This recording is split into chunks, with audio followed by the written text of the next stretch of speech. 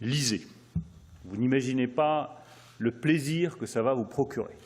Je le dis avec beaucoup de conviction parce que j'ai moi-même des enfants, j'en ai un qui est lycéen, et c'est devenu un combat la lecture.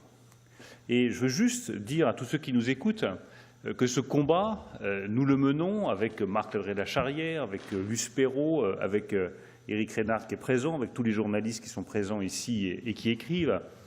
Ce n'est pas pour vous ennuyer, ce n'est pas pour faire des leçons de morale, ce n'est pas pour vous obliger à faire des activités qui seraient pénibles. C'est parce que, je le redis, la lecture est un immense plaisir, qu'elle va développer votre imagination, qu'elle va vous permettre de vous ouvrir à des mondes radicalement nouveaux dans lesquels vous ne seriez pas entré sans les mots, qu'elle va vous permettre de mieux comprendre qui vous êtes, de mettre des mots sur des choses que vous ressentez et que vous ne savez même pas de vous-même, et qu'une personne totalement inconnue, que vous n'avez jamais rencontrée, que vous n'avez jamais vue, que probablement vous ne verrez jamais et que vous ne rencontrerez jamais, vous soufflera à l'oreille, par les mots, dans le silence de la lecture, des choses que vous n'auriez jamais comprises sur vous si vous ne les aviez pas lues. On apprend plus sur son désir d'aventure en lisant Robinson Crusoe qu'en partant en voyage.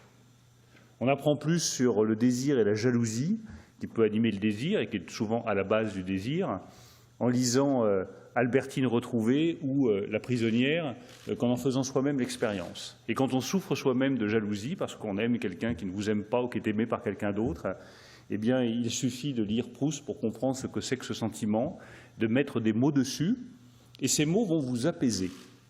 Ces mots vont vous apaiser parce que vont vous faire comprendre que vous faites partie d'une collectivité qui ressent les mêmes choses et que vous n'êtes pas tout seul.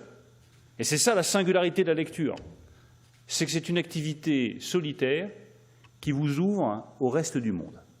Vous êtes seul et vous n'êtes jamais autant avec tous les autres que lorsque vous lisez un livre. Donc je le redis à tous ceux qui nous écoutent, à tous les jeunes qui nous écoutent, lisez, arrachez-vous aux écrans. Arrachez-vous aux écrans.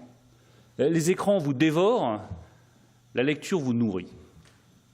C'est toute la différence. Les écrans vous vident, les livres vous remplissent. C'est toute la différence. Alors évidemment que c'est un combat parce que l'écran, c'est la facilité, on est capté, l'attention est captée. Puis en plus, ils sont tellement bien organisés, ça fera le lien avec les GAFA, qui savent vous donner, exactement comme on le fait pour les rats, des petits stimuli nerveux, toutes les 5 secondes, toutes les 10 secondes, qui vous obligent à continuer à rester scotché à votre écran. Mais malheureusement, ce n'est pas ça qui vous permettra de développer votre liberté. Et je termine par là parce que c'est aussi une conviction très forte chez moi. La littérature est une arme de liberté. Et les écrans, trop souvent, peuvent devenir, pas toujours, je ne parle pas des écrans de cinéma, je parle des écrans des géants du digital, peuvent devenir des instruments d'asservissement.